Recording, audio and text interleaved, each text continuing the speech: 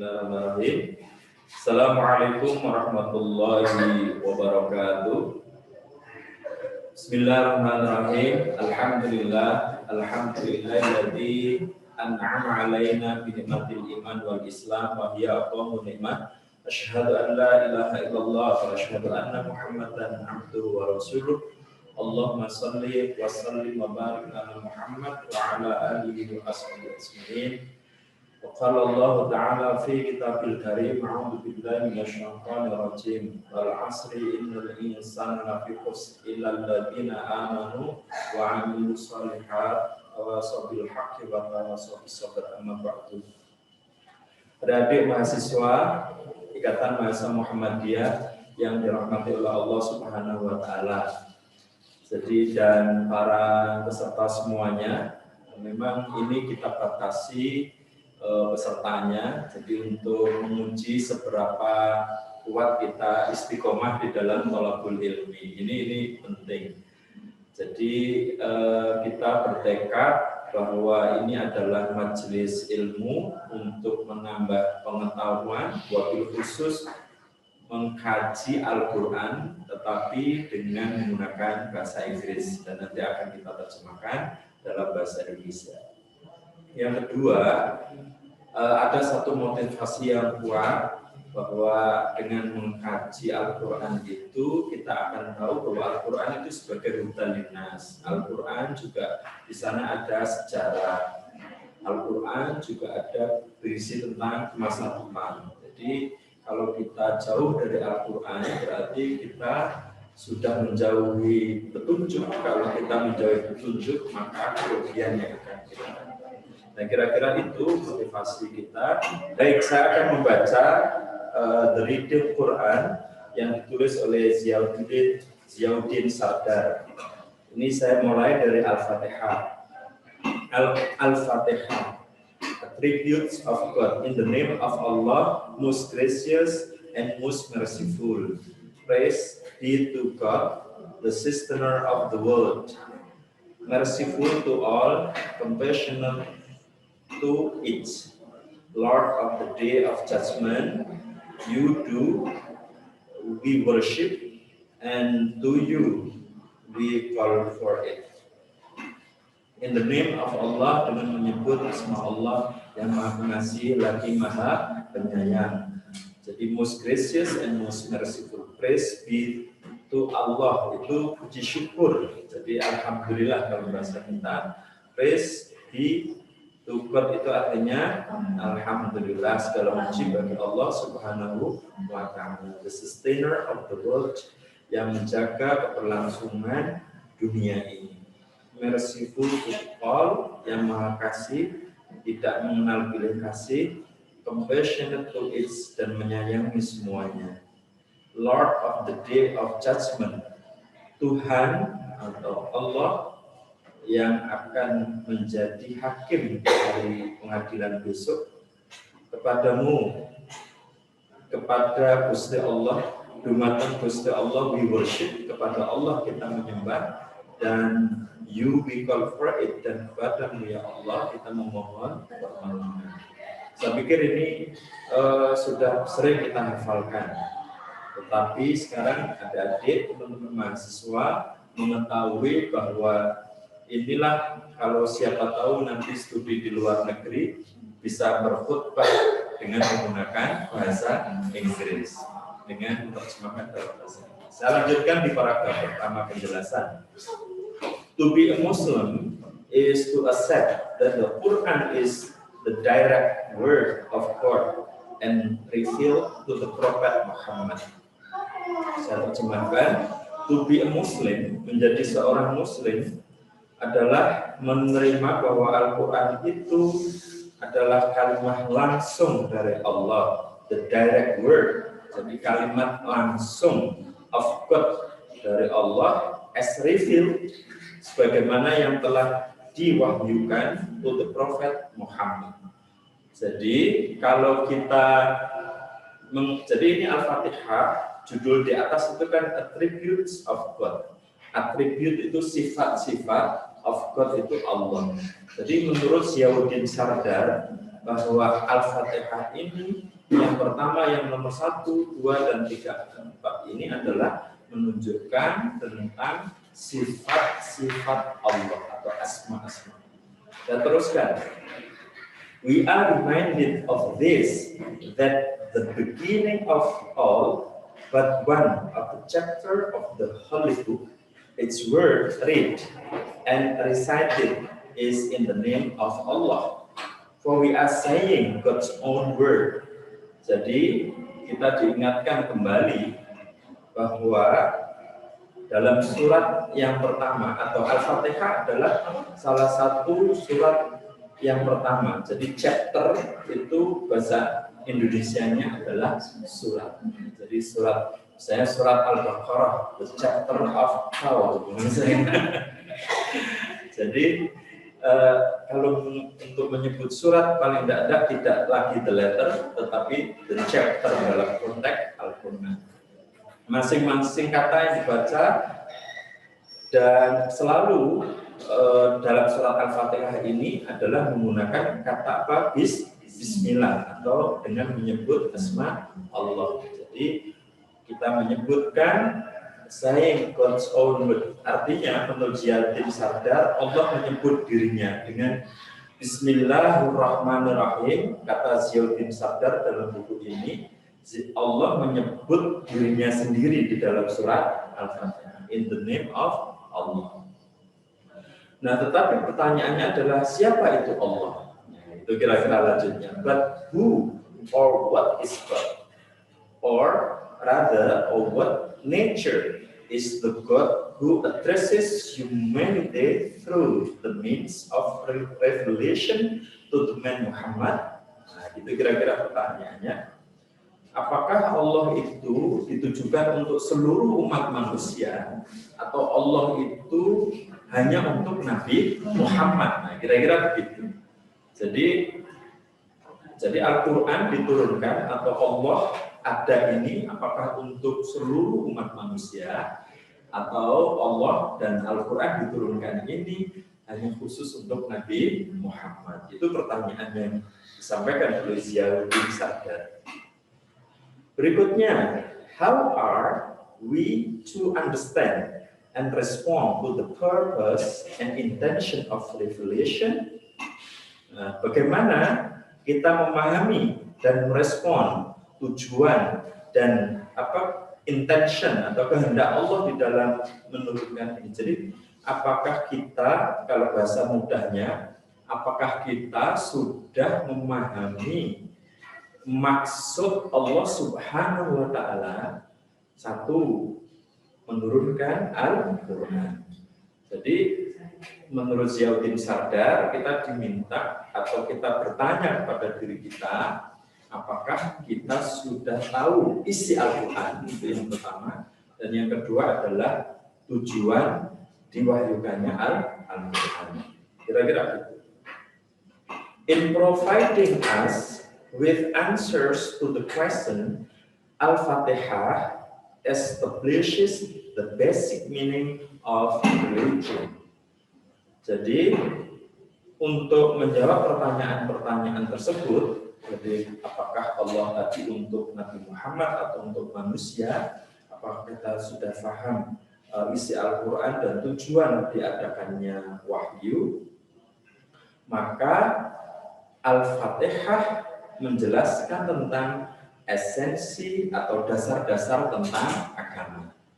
Jadi kalau kita mau belajar agama, mengenal sifat-sifat Allah, menurut penulis Ziauddin Sardar, maka memahami surat Al-Fatihah akan menjadi pondasi keberagamaan kita kepada Allah Subhanahu wa Ta'ala. Itu paragraf yang pertama. Nanti komentar saya di belakang. Revelation is God's self-declaration to humanity. Jadi wahyu adalah pernyataan Allah secara langsung kepada manusia. Jadi itu yang disebut dengan wahyu menurut Ziauddin Sardar. Revelation is God's self-declaration to humanity. Jadi kalimat Allah, firman Allah yang disampaikan kepada manusia. Berikutnya, And the God who speaks to us in the Quran is awesome, the sustainer of the worlds. The word used here is Rabb, a complex term with multiple connotation. Saya artikan, jadi kalau teman-teman sudah punya bukunya ya, jadi diikutin. And the God who speak, dan Allah atau Tuhan yang berbicara kepada kita melalui Al-Quran itu sangat luar biasa. Jadi saya memang meskipun jurusan bahasa Inggris, tetapi cita-cita saya dulu itu ya bagaimana belajar bahasa Inggris, tapi juga bisa belajar tentang Islam. Nah, nampaknya Allah membimbing saya pernah belajar bahasa Arab di India menggunakan bahasa Inggris, dan kemudian saya nyari buku-buku agama yang berbahasa Inggris, dan salah satunya ini yang saya bahas. Jadi the Quran is awesome. Berikutnya, the sustainer of the world. Jadi ini sifat Allah, Allah yang menjaga dunia.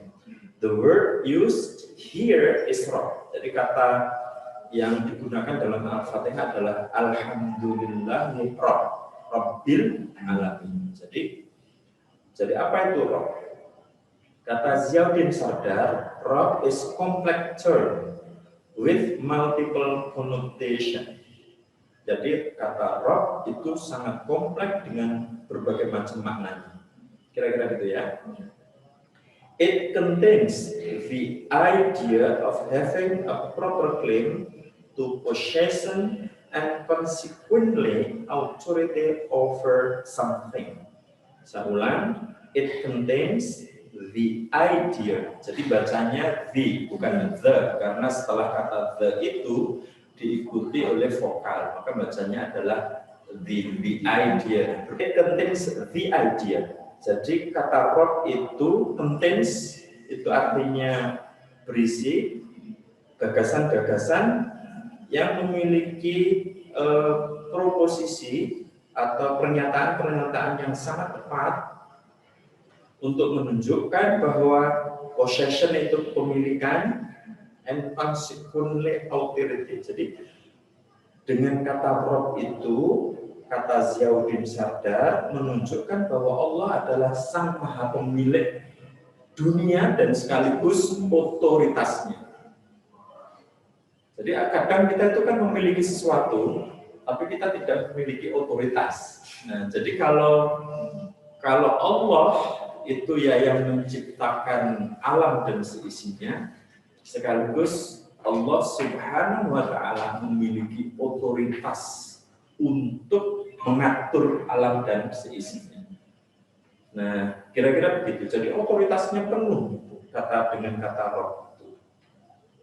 While the essence of relationship of the Rabb to what is possesses is nurturing, fostering, and sustaining a thing from inception to its final completion. Jadi kalau diterjemahkan di poin ini, bahwa kata Rabb itu jadi berisi tentang esensi hubungan Allah dengan ciptaannya, bahwa Allah itu yang mengatur. Nurture itu bisa diartikan mengasuh, bisa diartikan mengatur.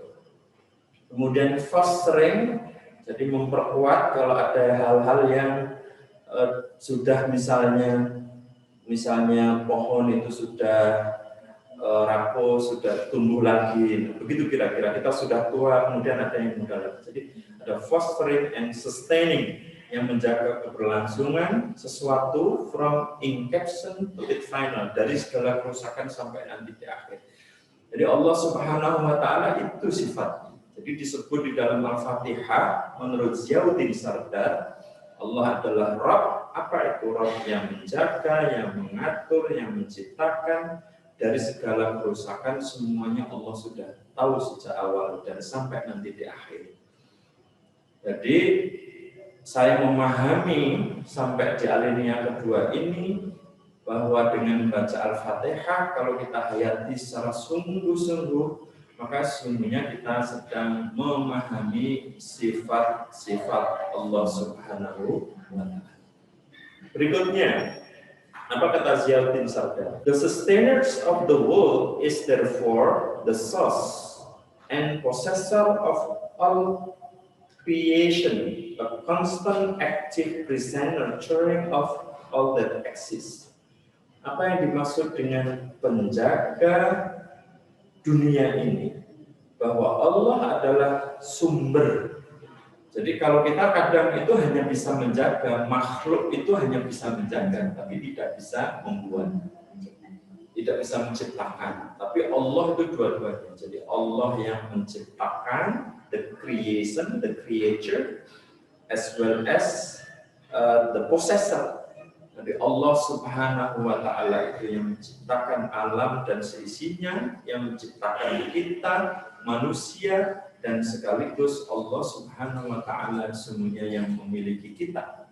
Kita ini bukan milik orang tua, sekolah ini bukan miliknya orang Muhammadiyah. Kalau dengan pemahaman ini, semuanya adalah miliknya Allah Subhanahu wa Ta'ala. Kira-kira seperti itu. Jadi sangat mendalam sekali. The next, as the origin and sustainers of all creation, indeed, all praise and thanks should be for God alone. Karena dunia ini adalah yang menciptakan Allah, yang mengatur Allah, kita milik Allah, kita dari Allah, dan akan kembali kepada Allah. Maka sungguhnya kalau kita berterima kasih kepada orang lain, sungguhnya kita adalah berterima kasih kepada Allah. Atau bahasa di sini, indeed all praise and thanks should be for God alone. Sungguhnya kalau kita mau berterima kasih, ya terima kasihnya itu hanya untuk Allah Subhanahu wa Ta'ala. Next, clearly God who possesses such incredible creative power and authority is beyond the comprehension of humanity.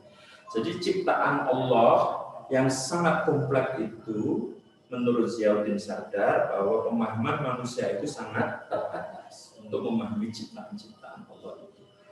Oke, beliau meneruskan, no vision can grasp him.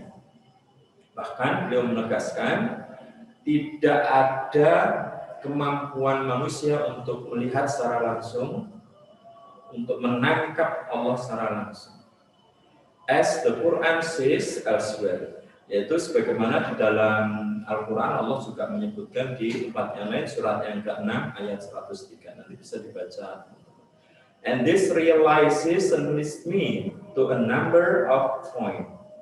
Jadi dengan pemahaman Al-Fatihah ini, pemahaman atas sifat-sifat Allah, Rabb sang pengatur alam itu, penulis buku ini, Ziauddin Sardar, mempunyai beberapa poin penting.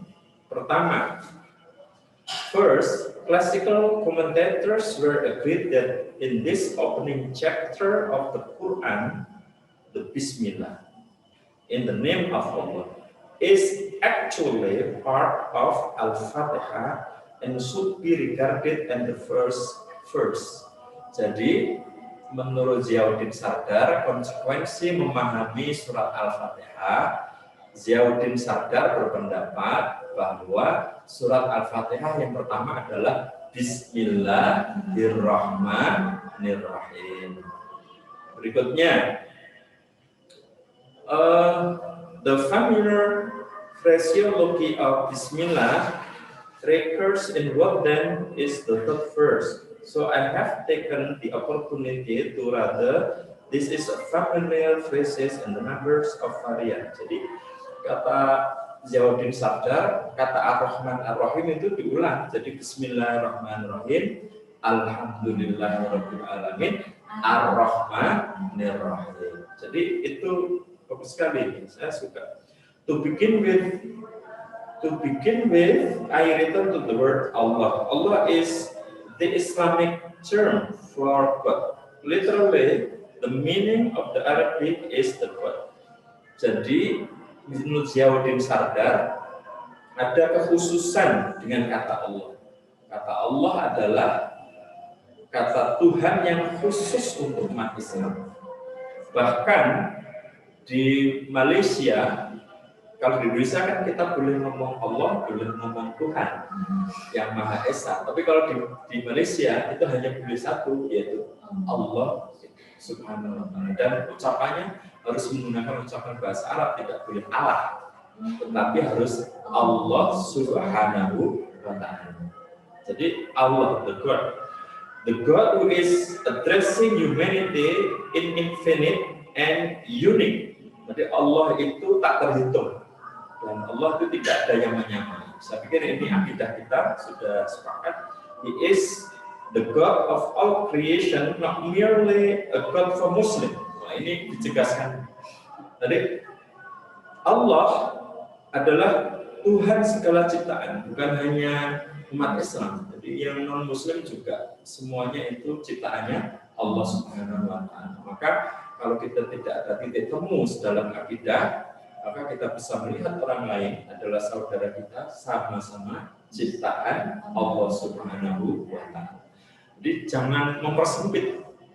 Saya memahami begitu. Jadi kalau kita tidak bisa menemukan titik persamaan antara Muslim non Muslim, misalnya kulit, tinggi badan, mari kita lihat berat badan. Maka kita bisa mencari titik temu bahwa kita harus tetap berkasih sayang Ar-Rahman Ar-Rahim sesama ciptaan Allah Subhanahu wa Ta'ala. Berikutnya, I say He, Allah, but this is misleading.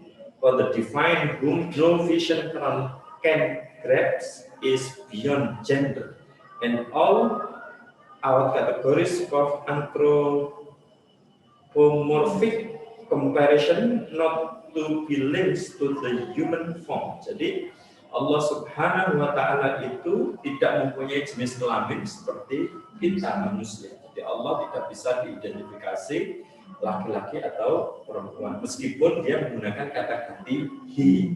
Nah, kira-kira similarly, it is the limitation of our language that cause God to refer to as he. Jadi Ziauddin Sardar menyatakan ini adalah persoalan keterbatasan bahasa. Mungkin dia memilih gendernya he. Saya juga tidak bisa menjelaskan, tapi Allah menunjukkan simbol. Jadi keterbatasan simbol laki-laki he-nya itu. It could as easily and appropriately be translated as she. Sebenarnya juga boleh kalau berani, kira-kira begitu, menggunakan kata she, tapi tidak lazim. Jadi terjemahan itu selalu menggunakan apa? He. In the Quran, God speaks sometimes in the first person singular I. Jadi kata Ziauddin Sardar, Allah Subhanahu wa Ta'ala kadang-kadang sometimes in the first person singular I. Kadang-kadang Allah menggunakan kata apa? I, saya, aku. Jadi ada ayat yang menyebutkan bahwa aku. Jadi itu. Sometimes in the first person plural we. Jadi menurut para mufasir, kalau yang langsung penciptaan biasanya Allah itu menggunakan kata-kata aku. Tapi kalau sudah terkait dengan kesejahteraan dan keamanan yang terkait dengan sosial masyarakatan, Allah sering menggunakan kata apa? We, karena memang di situ Allah melibatkan makhluknya untuk menciptakan ketertiban di muka bumi. Berikutnya, and sometimes in the third person singular he as it could be she.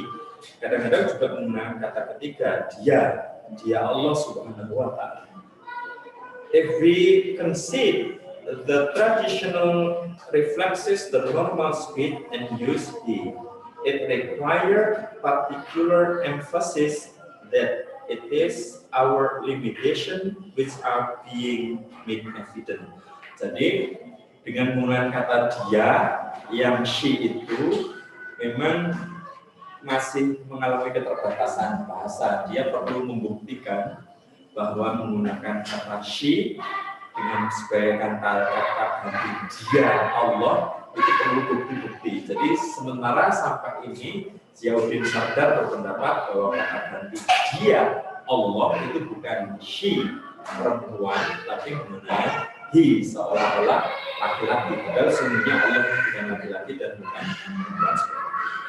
Baik, jamaah Zumia, para peserta kajian, karena kita berniat sejak awal tadi adalah untuk menambah keimanan kita kepada Allah Subhanahu wa Ta'ala, untuk menambah wawasan kita, dan sebagai khusus untuk menambah keterampilan bahasa Inggris, reading text. Sementara saya cukupkan sampai di sini kajian kita. Sebelum saya akhiri, kalau saya ingin memberikan komentar bahwa dari paragraf pertama, kedua, dan ketiga ini masih membicarakan tentang Rabb atau sifat-sifat Allah. Jadi the attributes of God, jadi the attributes of Allah Subhanahu wa Ta'ala, sifat-sifat Allah atau asma-asma Allah.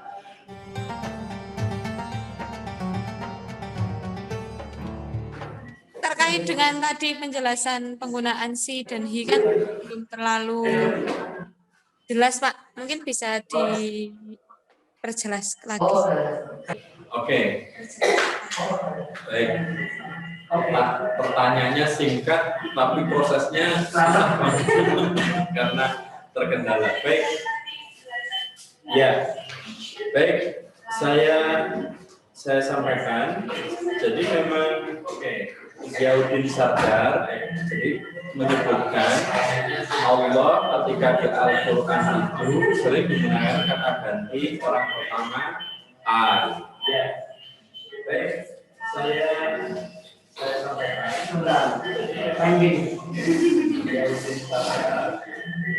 Oke, orang kedua menggunakan jamak.